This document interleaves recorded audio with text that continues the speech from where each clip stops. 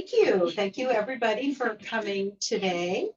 We are really thrilled to have Kerilyyn Wilson here with us, and this is the kickoff of our 2024-25 Northwest Author Series. So we're starting off here in style, and we'd like to thank the Schooner Cove Inn for sponsoring our event today for this first author appearance. So, can we live without a heart? Can we live without feeling, without empathy, without creativity? Well, maybe we can for a time in the imaginary world that Kerilynn has built. But do we want to? Kerilyyn explores these questions in her beautiful novel, The Feint of Heart, the 2024 winner of the Oregon Book Award for Graphic Literature.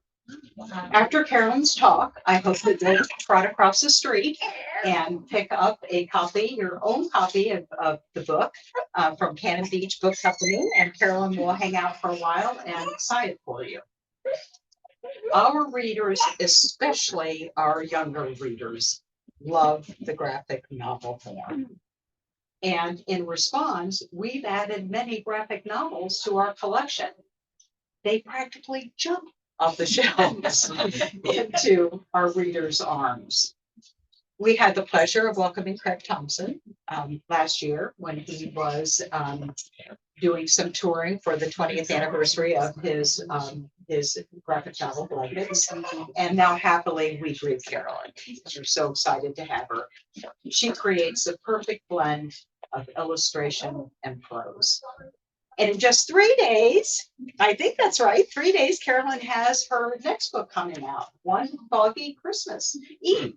And that's going to be perfect for holiday planning and shopping. So do keep that in mind. So it's my pleasure to introduce Kerilyyn to all of you. And after her talk, I'm sure we'll have some time for questions. So let's give her a big round of applause. Yeah, thank you guys so much for coming. This is great. I'm so happy to be here. Thank you for inviting me. Let me grab my notes.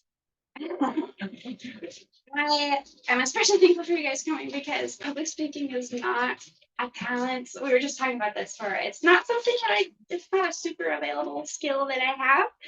But I do really love to talk about art and writing and creativity. So, though I might not be particularly eloquent, I hope that I can this afternoon take some time, and I hope that I can spend some time encouraging you in your creativity or just the appreciation of the creativity of others. Whether your creative endeavors are similar to mine, drawing or writing, or you are an appreciator of creativity, I just want you to know that it is important. It is a good thing. It's a good thing to appreciate, and it's a good thing to develop a skill to make beautiful things. I know that it's usual for authors to read a section of their book and discuss it, but because I have a graphic novel and it tends to read more like a script or like a movie, and drama is also not something I'm super great at, I thought that I would talk about how this book even came into existence and how I sort of came to make a book, because it wasn't super obvious to me from the beginning that, oh, I should make a book. I really like drawing, but it wasn't super clear. So I thought that I would talk about that.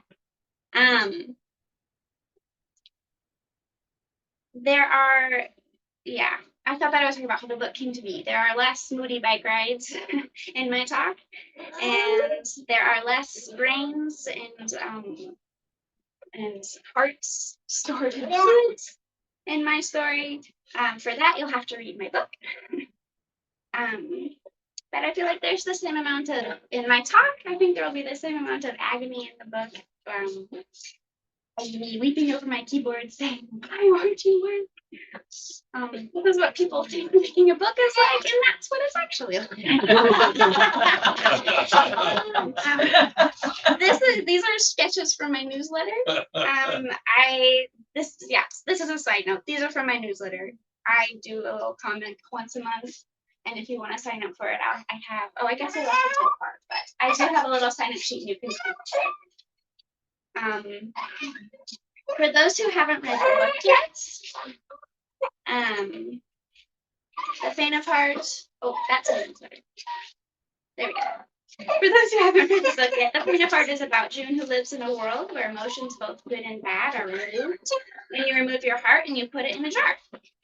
June is a creative person who wants her sister to come back. So when she finds a lost heart in a jar, she must decide what to do with it. The adventure proceeds from there. There's her sister. I am doing exactly what my husband told me that I should be careful not to do, is talk ahead of the slide. This is bad. This is her sister. She wants to come back. Okay. For me, my story begins here at the very beginning. This is my book I made as a kid. And now I will show you all the books I made as a kid from the time I was 4 years old. Just kidding. I won't do that. Okay. So here's where it really started. It started with this page. This page, oops. Nope. Those are included, but this is where there we go. Okay. So I was in school, and I was finishing school. I was actually kind of frustrated with the classes and the work that I was making. It wasn't what I wanted to do.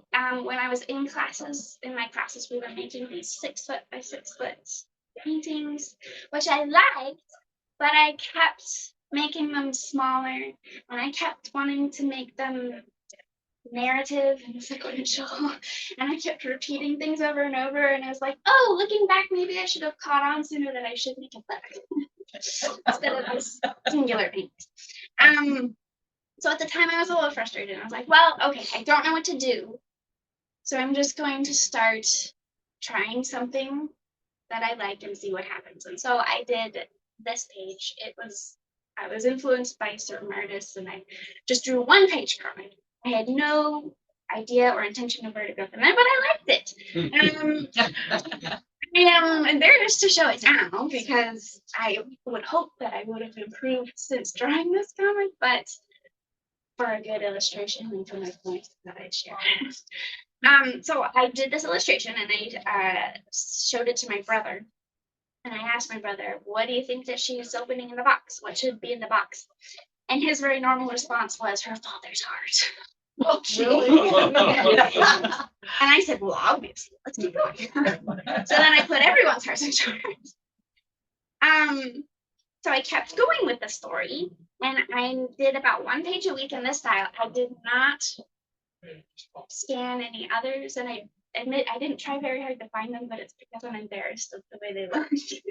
So this is the one that I showed, but I do have other pages. I kept it going for several months where I just did 1 page a week, and the plot just sort of meandered wherever I wanted it to go. It was sort of like I just put everything in that I wanted. There was no constraint. And so by the end of it, it was a super exciting idea with a lot of like potential, but it was an insane plot. Like, I had no idea what was going on. There was so much going on, and there was like no character development.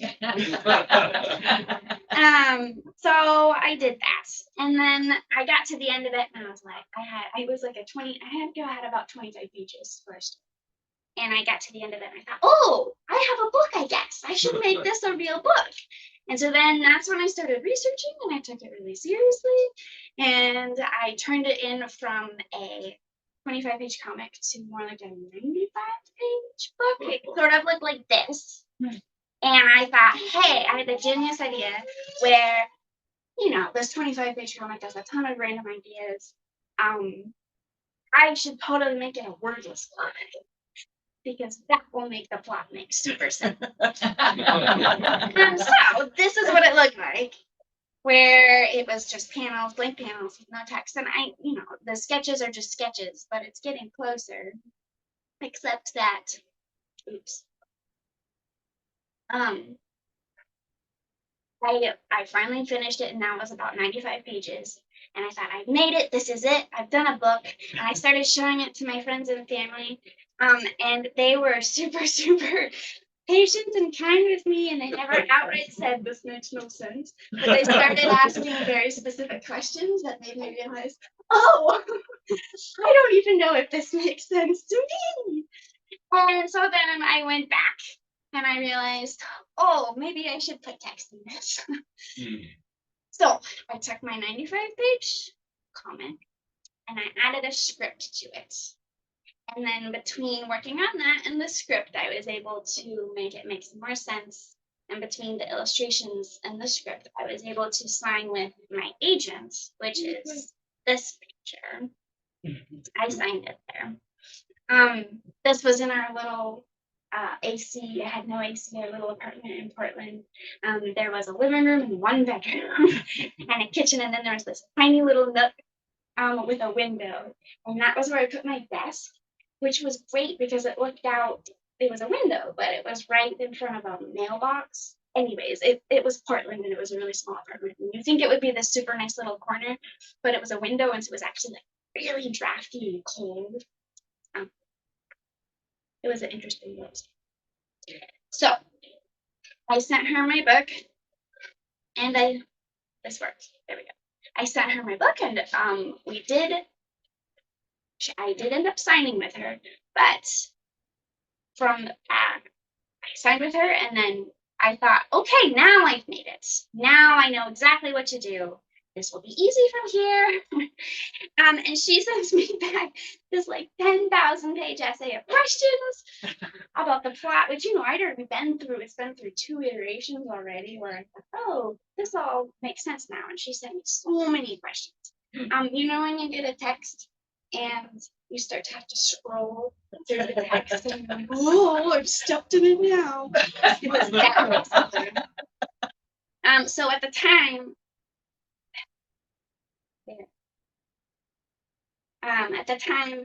yeah, I was pretty shocked at the amount of questions. But when after I had a moment where I was devastated. But then after that moment, I looked through and you read through them, and they're so good. They're such good questions, and I knew that they would help me make a better book. So I go through them. Now I have the questions. I answer the questions, and I make the book a little bit better.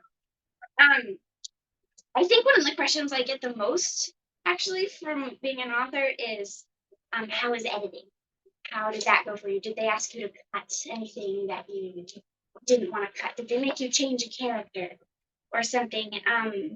And no, though I did, I think I cut some characters and I did change some things. Really, a good editor and a good agent, they want your book to be the best book.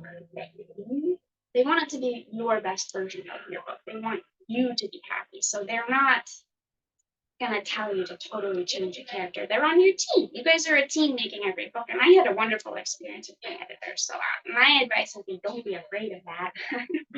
They're on your team helping you. They asked me to cut some things. They always say it's kill your darlings, as they say, or save it for another book, as my agent says, which I do. I will make flying jellyfish in a book someday, and it will all make sense. At the time, though, yes, I was very shocked by the amount of questions. She helps me view it more as putting a puzzle together, not putting a puzzle together, but more like chipping away at a marble statue. Like it's in there, there's a lot of extra stuff, at least for my writing. I tend to throw everything in and have to take a bunch of stuff out. So it's a little bit more like that, like chipping away at a statue. So I do all the changes. Now we have a book. And now we pitch it to my editor. And then she asked for more changes too. So I went from not knowing that I should write a book to writing a comic to writing a book. And the whole way I feel like I don't know what I'm doing, but I think that I know the right next step. And then after I do that step, I think I've made it. And I haven't made it, but I just keep going. You just have to do the next right step. So she asks for more changes that make it even better. She was the one that suggested I change the ending to I changed some of the colors in the ending, which I think just was such a good idea. So she was a genius. And so from the 95-page comic to the script, it went to a 304-page graphic novel. This is where my editor gave me more edits. And I included these pictures because I started using Post-it notes because then I could move them around. And I think I went through like 6 stacks of Post-it notes. There were so many. And then I added some color to the sketches.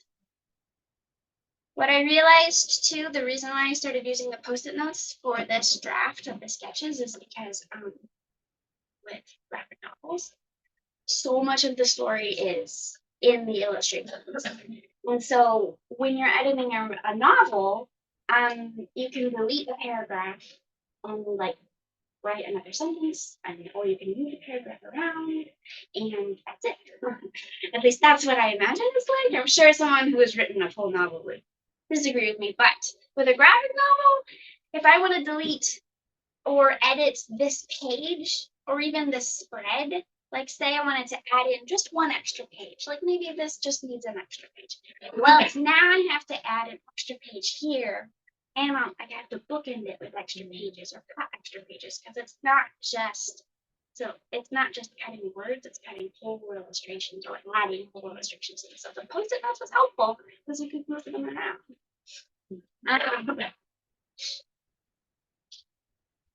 This was something that I figured out as we went. So this is me after I finished all of the edits. This is the stack of edits, and then this is the stack of final art. I think I finished the final art in that picture. Oops, wrong button. It's funny to have a camera. So this, after I finished the final art, and I took that picture, I was very proud of myself. Then I sent it in, scanned it all in, and then they sent back, more copy edits. And a bunch of them, hilariously, were she's right-handed. Or she's left-handed. You need to make her right-handed, or at least have to pick one. Like if she's gonna be left-handed, that's fine, but you have to make her use the same hand, which I wasn't purposefully switching hands, but I realized I was doing it for proposition. I would just pick a hand that I thought looked best, and so then to have them switch anyways, it was a whole thing that I wasn't expecting. She was ambidextrous. Oh, well, that's what I wanted to write back. I was like, I don't want to read all of the hands. Come on. And this is some more of the sketches with adding color. Oh, I guess these are backwards. This was when I started my first final art. This is the first page I finished of final art.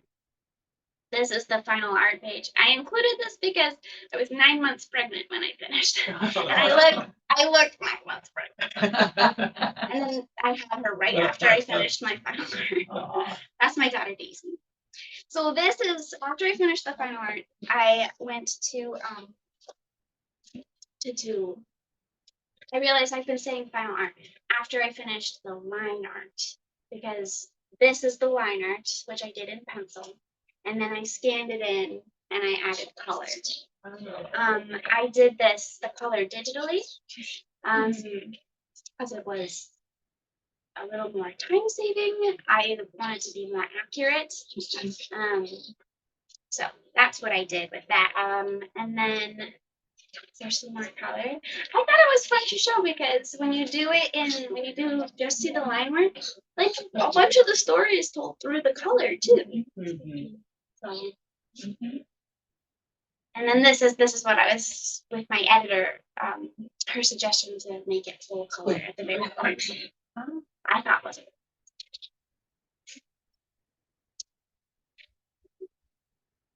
And then this are some designs from when we were working on the cover, because I finally get to the end of the book and I think I'm done, I did it. And then they're like, send us your sketches for a cover. What? I haven't thought of a cover. And that's like the most important part, right? So these are some sketches. And they're all out there. I feel like it's just crazy. I kind of like this one because it was more, it felt more, I think it's whimsical. It was a little whimsical fairy tale. So it wasn't quite right because it was too whimsical. And then this one is getting closer. You can see it's very close to the cover. And then this is the actual sketch that I sent in for it. I'm not sure if it comes across on the actual book, but I kind of like the idea that it was I wanted it to be a yellow spine. I wanted it to look like a yellow jar that you were pulling off of the shelf. And then there's the sketch and the final cover.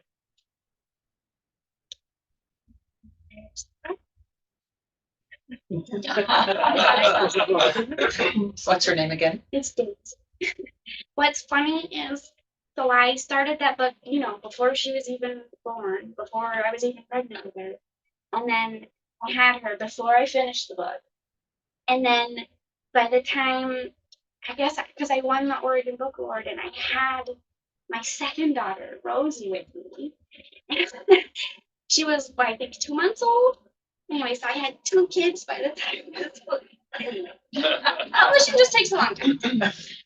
And then so then after I finished the final art, they still had more copy edits. Like this was a funny one. You can see her feet are sticking out under the blanket.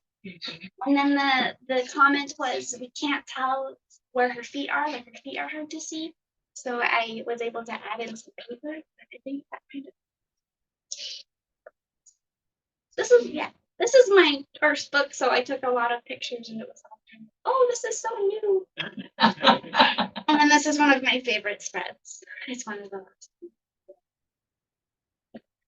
So I was laughing at my presentation because I spent so much of the time talking about how many edits there were and how many changes and how hard it was and I didn't know what I was doing.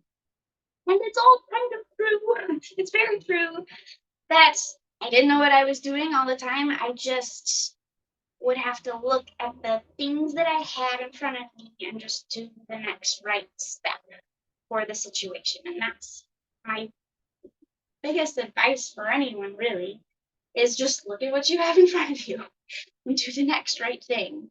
A lot of people have asked me like, oh, I want to start a book, I want to write a book, I make a graphic novel. And the biggest advice I can give you is you just start. You just have to start with something. Just draw, just write it, and then once you have that thing, it doesn't matter what's stated in it. It could be a 25-page comment that makes absolutely no sense whatsoever. But once you have it, then you can do the next right thing and take it forward to somewhere else. So you have to start with something, and that's my encouragement, is to just do the next right thing. And that's all I have. Thank you.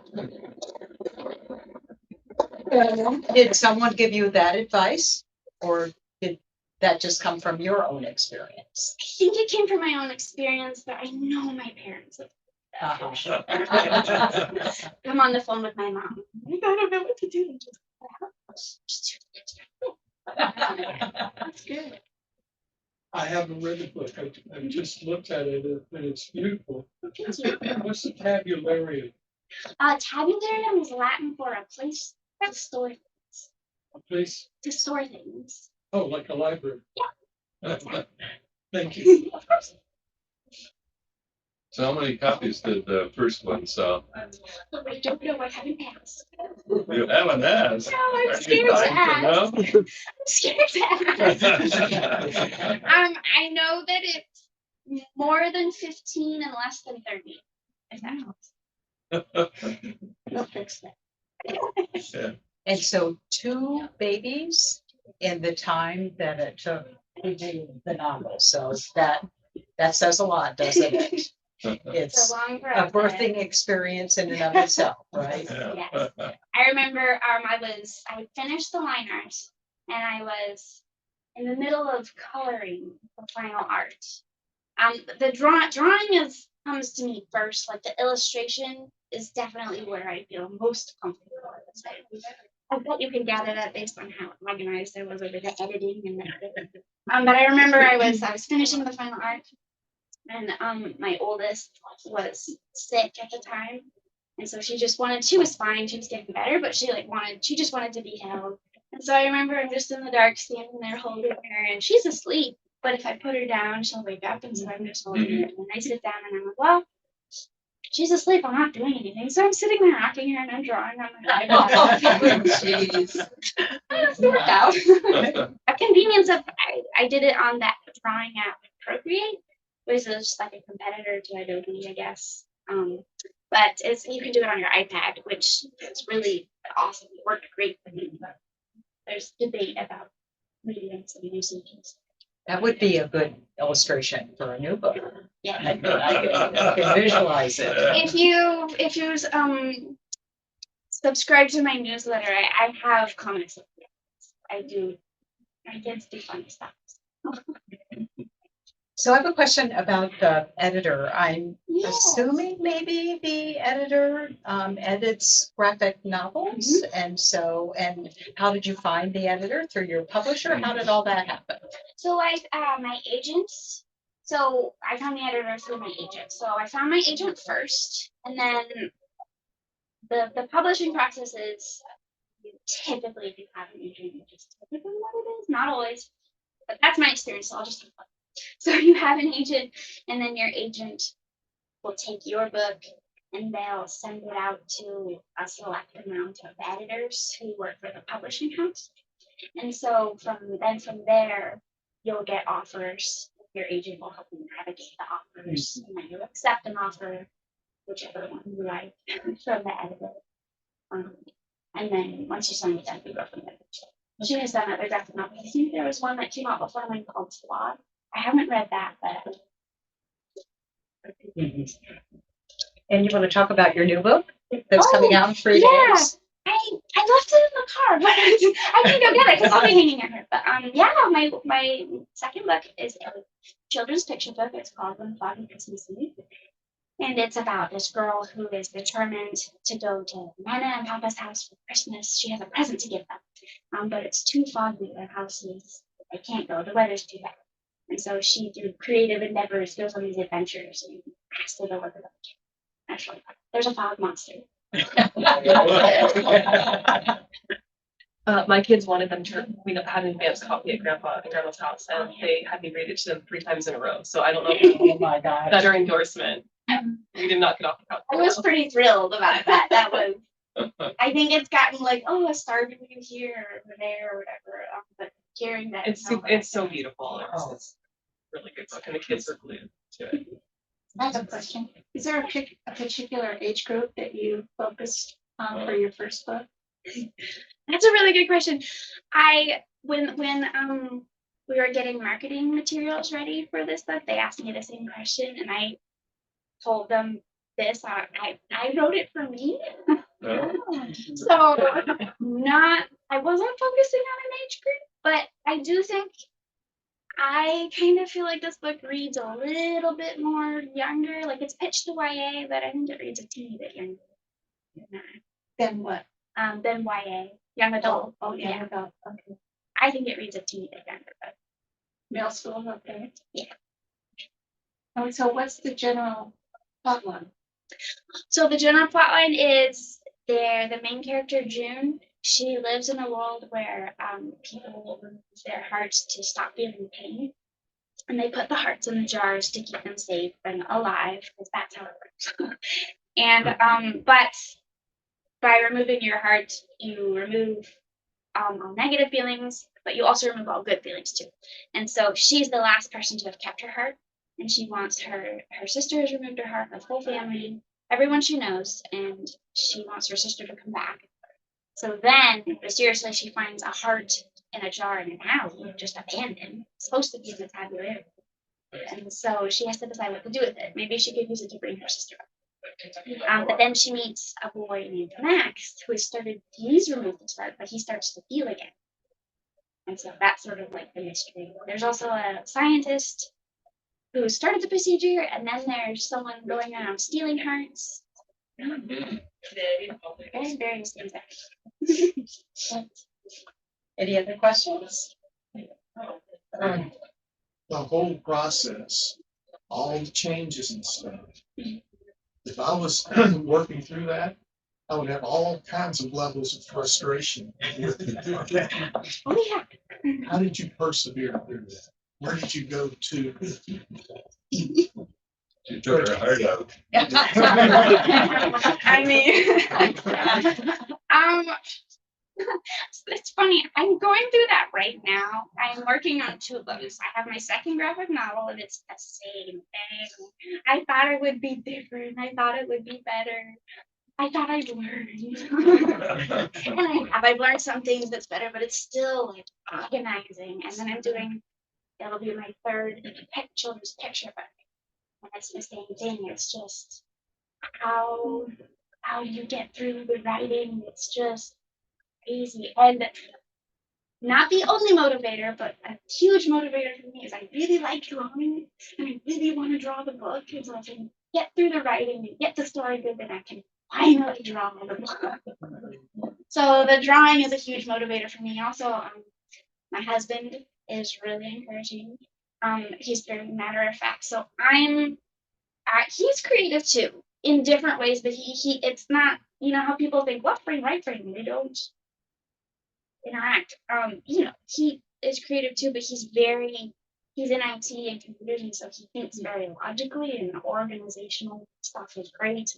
And so I come to him and I'm all flustered and frustrated and organized, and he's like, well, what are you gonna do about it? I'm gonna cry. No. He's great. Yeah, and my agent and editor were, they were super encouraging, helpful, and the way that my agent works is she, like I said, she asks so many questions, which it's really frustrating when you first get the email because you want them just to say, change this and it will fix everything. But by her asking the questions, it makes me think and solve my own problems, and it's much better than just handing me a solution that may or may not be able to solve. I don't know. I don't know if that's a good answer because writing is a little bit agonizing. So that's a creative process in and of itself, working then with your editor. Yeah. And she's great with having good questions and suggestions, because when you get to the final process, sometimes you just need a change, like adding in green to like the last panels with a huge change. Who has inspired you in terms of writers, authors? They can be graphic novelists or they can be other authors. The first names that come to mind when I didn't really talk about it in this presentation, but when I was starting to write, I would go to libraries and I would just read the graphic novel section. And so some of my favorites from doing that were Cyril Pedrosa. He's a French graphic novelist. My favorite books of his are The Three Shadows and Portugal. The Three Shadows is a black and white graphic novel, and it's just gorgeous. What he can do with black and white illustrations is amazing. And then Portugal is color. And when I read that book, and I was like, oh, you can do this with a book? Like you can use color this way to tell a story. It was astounding. And then he also did so that's when I first discovered it, and that heavily influenced my book, or at least the way I thought about drawing. After this book was published, he then came out with a book. I'm trying to remember. It's The Golden Age. That's also Cyril Pedrosa, but a different author. He illustrated her book. I can't remember her name. But The Golden Age is also just gorgeous. And that book actually influenced a little bit how I made One Foggy Christmas Eve, because he uses, if you read the book,